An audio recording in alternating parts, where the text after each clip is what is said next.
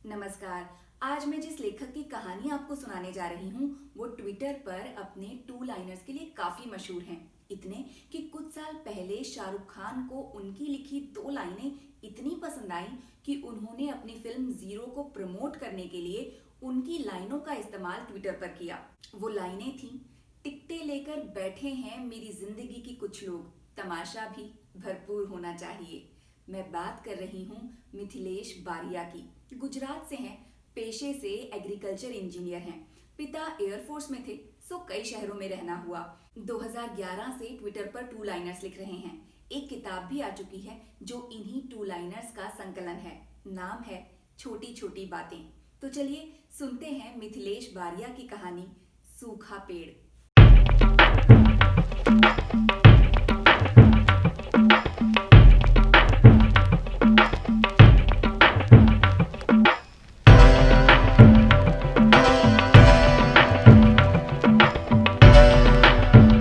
आंगन के बीच लगा वो पेड़ अब लगभग सूख चुका था। माँ को कितनी बार कहा था, अगर ठीक से उग नहीं रहा है तो कटवा दो। रेणु टीचर भी कहती थी कि घर के आंगन में सूखा पेड़ शुभ नहीं होता, पर ताज्जुब तो ये था कि अब भी उसकी कुछ पत्तियां बची कैसे हैं। मैं घर के पीछे आंगन में बैठे बैठे धूप सेकते हुए ये सोच रहा था। बहुत दिनों बाद छुट्टियों पर घर लौटा था। सूख गया है, उखाड़ क्यों नहीं देता? माँ रसोई से चिल्लाई। माँ रसोई में दोपहर का खाना पका रही थी। तभी अचानक आंगन के दरवाजे को किसी ने जोर से धक्का देकर खोल दिया। वो सीधा अंदर घुस गया। फटे कपड़े, बाल धूल भरे लंबे और गले में न जाने कितनी मालाएं थी, कुछ छोटी कुछ लंबी। एक हाथ में पुराना स्टील का डिब्बा था, हैंडल वाला, वो जैसे दूध वाले लाते हैं ना वैसा, पर उस पर ढक्कन नहीं था। दूसरे हाथ में एल्युमिनियम की फॉइल में लिपटा कुछ बासी खाना था जिसे वो मुट्ठी में जकड़े हुए था। अरे कौन हो? जाओ भागो, ऐसे घर में क्यों घुस रहे हो? मैंने तुरंत खड़े होते हुए कहा। मैंने एक कदम आगे बढ़ाया। उसने भी अपना हाथ आगे बढ़ा दिया, वो हाथ जिसमें उसने बासी खाना पकड़ रखा था। कुछ नहीं है, चले जाओ। उसने हाथ नीचे कर लिया, मेरी ओर देखा, फिर से हाथ उठाया। मैंने सर हिलाकर नहीं का इशारा किया। वो इधर उधर आंगन में देखने लगा। 2 कदम आगे आया और उस सूखे पेड़ की बगल में खड़ा हो गया।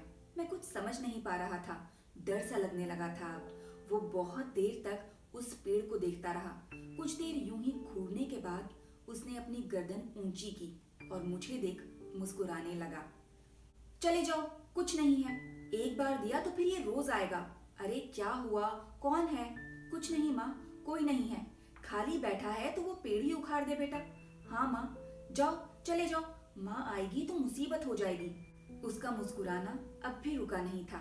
वो उस सूखे पेड़ की तरफ अब भी देख रहा था। मैं आंगन में कुदाली ढूंढने लगा। स्टील के 2 ड्रमों के पीछे पड़ी थी, आखिर मिल ही गई। मैंने कुदाली हाथ में उठाई और जैसे ही मुड़ा तो सन्न रह गया। वो पागल उस स्टील के डिब्बे से उस सूखे पेड़ पर पानी डाल रहा था। मैं थोड़ी देर खड़े खड़े उसे यूं ही देखता रहा। उसने सारा का सारा पानी उस पेड़ पर उड़ेल दिया, गर्दन ऊंची की, मेरी तरफ देख मुस्कुराया और फिर चुपचाप बाहर चला गया। अरे उखाड़ दिया क्या? मेरे हाथ से कुदाली छूट गई। मैं पेड़ की ओर बढ़ा, उसकी जड़ें तर हो चुकी थी। क्या हुआ? उखाड़ दिया क्या? नहीं माँ, एक बार पानी डालकर देख लेते हैं, शायद वापस उगाए। पेड़ के ठीक बगल में फॉइल में लिपटा बासी खाना पड़ा हुआ था।